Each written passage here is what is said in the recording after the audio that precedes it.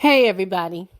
So you see this picture here. Do you guys remember Randall from, I don't know, if you've ever watched Recess, you will remember Disney's Recess. You will remember that Randall was the playground snitch. And he went back and he told Miss Finster every little thing that happened with the kids. And so a lot of people are looking at Tekashi 6ix9ine like Randall. Now, I don't give a damn about Tekashi 6ix9ine or his music or any of that. But I did think it's an interesting story. It really is something that leads to a bigger story to me, or a bigger conversation that I think we in the Black community need to have. Now, first things first, Tekashi has been in court testifying for the last couple of days regarding his connection to the Bloods gang. Okay.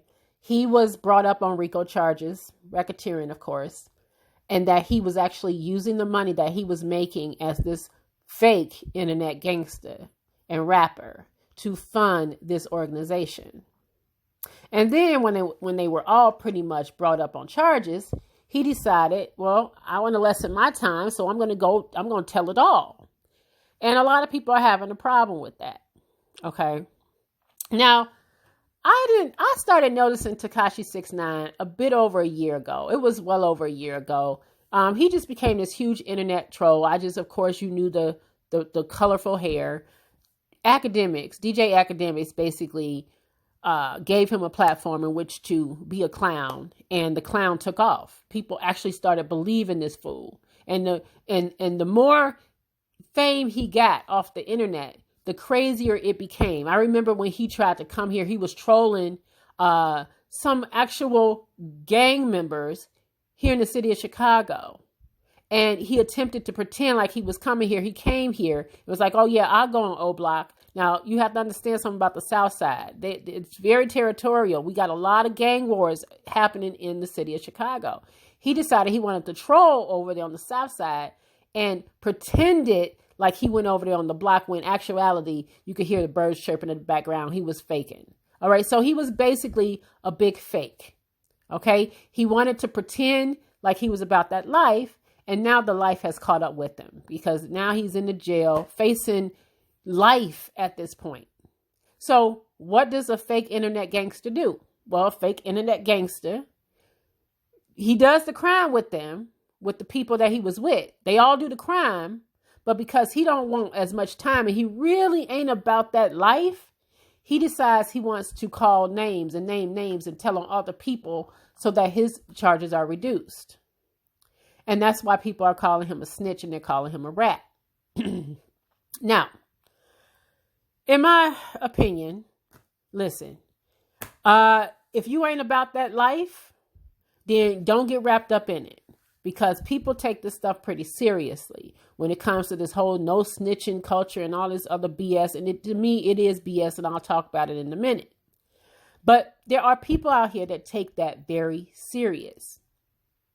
Now, he wouldn't be dealing with this if he had just been Daniel Hernandez and been the little boy that really wasn't about that life. But no, he wanted to be an internet gangster. He wanted to act like he was so hood, that he was so down, that he's a gang member and stuff like that. And now life has hit him pretty fast. And he don't really have no good options here. Now, he is testifying against all these people to get a lesser charge. But even if he somehow miraculously get out of jail, which I doubt he will anytime soon, because he still committed crimes. Okay. If he somehow miraculously get out of jail, his life is in danger, because we know that the street don't like snitches. They don't like rats. They don't like snitches. And even if he is behind bars, if he doesn't beat this and he's going to be behind bars for the next 20, 30 years, whatever, there's just no good outcome here, because his life is hanging on by a thread. If he hit the streets, he is never going to be able to show his face. They're going to have to put this boy in witness protection or something like that. So there really aren't any good options. But at the end of the day, this was his choice. He brought it upon himself. He even testified the other day that he put out, maybe it was today, I'm sorry, that he put a hit on Chief Keef's life. Now, I remember that video going around when he was basically dumbass offering $20,000 for somebody to take out Chief Keef over some foolishness. It was true internet foolishness. And when the assassination attempt, because they did shoot at him, when the assassination attempt was unsuccessful, he dropped the price to $10,000. So he is in court telling on himself as he telling other people too. So that in itself says that he was a part of crime. So when I see people saying, well, he going to walk, he going to go home. How? How is he going to go home? He committed crimes too. Now, the problem I have with him is that he did crimes with this gang. Okay. Basically, he made the money and he funded their organization. They were into guns. They were into drugs. They were just racketeering. They were into all this other stuff. Okay. Now, he did the crimes with them. And now that the heat is real hot and he realized this is real life and he facing a lot of time, now he want to tell on everybody. He want to now put everybody on blast when he himself was committing the crimes with them. That's what I have a problem with. And I feel I don't have any sorrow for this kid. But the only thing that I don't like about this is that for the last several days, because people know that he's on trial, you know, you got people like Meek Mill. Now Meek Mill got something to say and Dirk want to say something. It's like all these people now, they want to lend their voices and he a snitch, he a rat. He this. And then I'm seeing the transcripts of his testimony coming out word for word. I refuse to be a part of putting that on the internet. Even though I know it's out there, I don't want to be a part of that. Because I actually think that's dangerous. Even though this kid has made his bed and he's going to have to eventually lie in it, I think it is irresponsible, in my opinion, to put his testimony out there like that. Now, that's just me.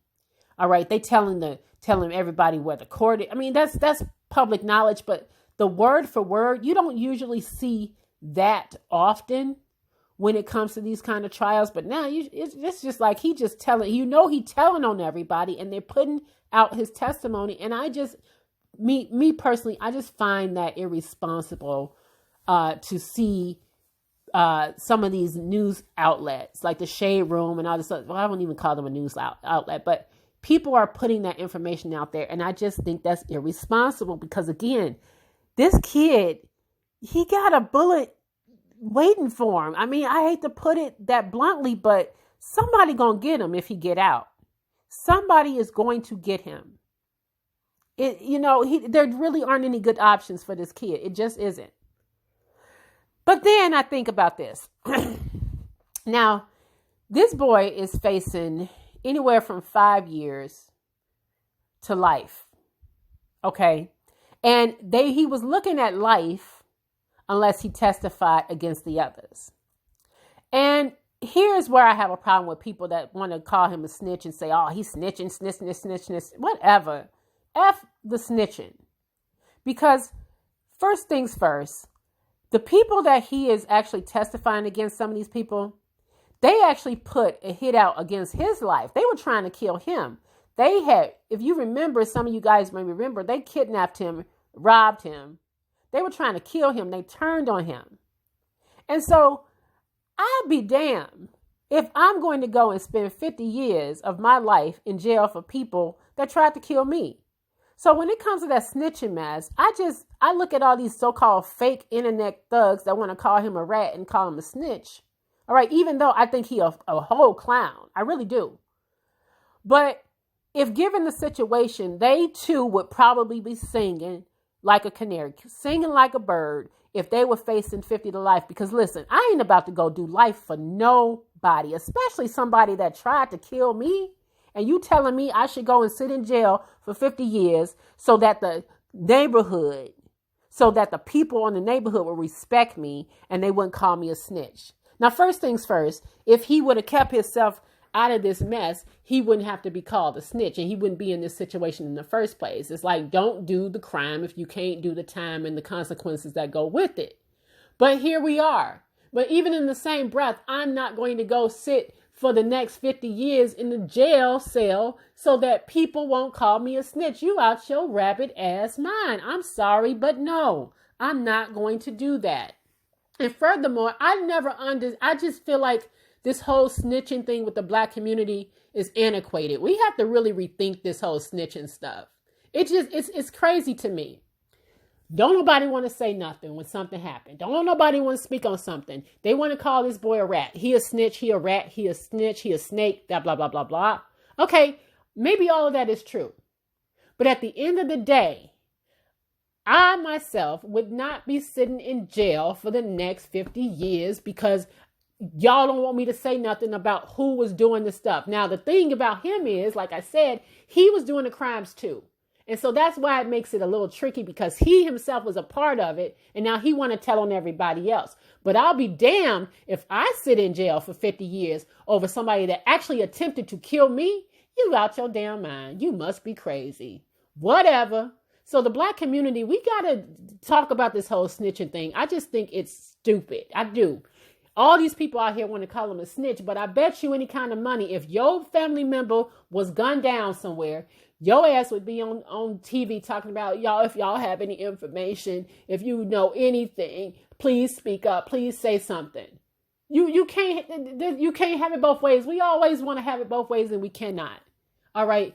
That's why we are in peril right now, the Black community. People killing folks, innocent people are dying every day in the street and don't nobody know nothing. And the families have to live with the fact that they won't ever get justice because don't nobody ever want to say nothing. The killer will be right over there and don't nobody know nothing. I literally saw a video last week. It's something that happened in the city of Chicago where this local kind of gang guy, he was like gang member, well known. He was in a crowded party. It was a house party. And he literally got shot in the head at this house party. The video was going viral. And do you know that, again, got shot at the house party. The person that shot him, he ain't nobody arrested. He ain't been caught because ain't nobody gonna say nothing. And I do get why people feel like it's dangerous to say something because they don't want their lives to be put on the line. But the truth of the matter is this is cyclical. It will never end. People are dying every day. Innocent children are shot in the street and don't nobody know nothing. Don't nobody say nothing. Maybe people would have a different opinion of snitching if it was their family member that was shot and killed. Maybe you wouldn't look at it so much as snitch. You would want the information so that these people could be brought to justice. And so, I just think we need to rethink this whole snitching thing. I am. But in the matter of Tekashi 6ix9ine, he dug this, I hate to put it like this, but he kind of dug this grave for himself. Trying to be something that he's not. Trying to be with the big dogs. Trying to play this street game when it's not a game. The streets, that's not a game. The streets are not a game. They live by a certain code. The people that's really in these gangs, even though I just don't understand the whole point of gangs anymore, but whatever. I just thought that would have died out. But if you're going to live in that culture and you're going to be a part of that culture, they have codes. And he wanted to pretend that he was a part of that for clout. That's all he wanted. He just wanted popularity. He wanted clout. And he did the stupidest shit out here while he was out here. Had a whole career, was very successful, but no, that wasn't enough for him. He wanted to act like he was really about that life. And it turns out he was never about that life because you see, he's sitting there singing. He telling it all. He telling it all. And again, if I was facing all that time, shit, I would be singing too. But that's just me. That's how I feel. Because like I said, I ain't about to go do all that time. I ain't going to do 50 years for somebody that tried to kill me. And they did actually turn on him and they was attempting to take his life. So why wouldn't he tell? That's just my opinion on it. So it's just no good resolution for this kid. It's no good resolution. If they let him out, he got to go and hide somewhere. His whole family is in danger because of the stupid decisions that he himself made. He made this bed and he got to lie in it. All right. So what do you guys think about snitching? What is your philosophy on the whole snitching thing? And do you think that if you were facing this kind of time, would you tell? I'm just wondering, guys. Let me know. Sound off in the comments below. Like and subscribe, and I'll see you guys on the next video. Have a good night.